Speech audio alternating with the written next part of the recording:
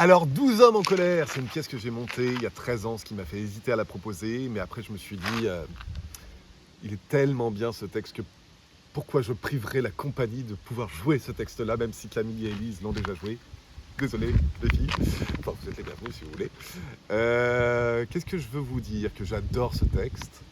Que j'ai jamais croisé un texte qui a une écriture aussi précise en ce qui concerne ses personnages. Vraiment, la façon dont chaque personnage parle, ce qu'il dit, la façon dont il se tait, comment il se tait, est vraiment déterminée par sa biographie, son histoire, sa place socio-économique dans la société. Et c'est d'une finesse folle.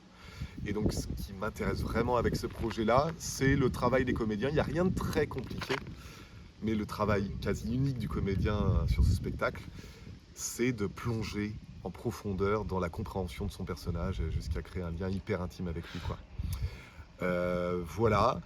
La petite difficulté, bon, il n'y en a pas à part celle-là. C'est le texte aussi, parce que les 12 personnages sont tout le temps sur scène, donc je pense que ceux qui ont un peu de bouteille savent que 12 sur scène, ça demande une connaissance du texte vraiment pointue pour pas qu'il y ait de baisse de rythme et tout ça. Donc voilà, il y aura du boulot d'apprentissage de texte. Et tu disais 12, c'est obligatoirement 12? Merci de me poser la question. Alors, c'est sûr qu'on ne dépassera pas 12. Oui, bah On ça. ne peut pas aller au-delà. Après, il y a un des 12 jurés que je trouve qui a moins de texte et qui est moins complexe que les autres.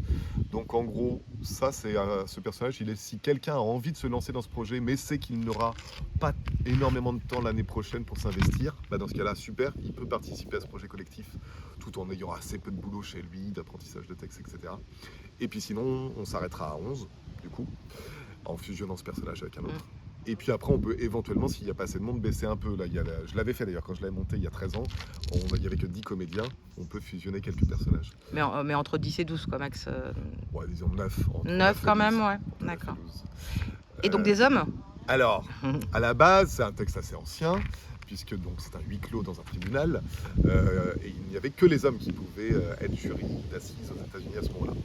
C'est pas du tout grave que certains soient féminisés. Mais néanmoins, il y a 3 personnages, c'est clairement des hommes, qu'il faut au moins 3 hommes dans ce spectacle, clairement. Voilà.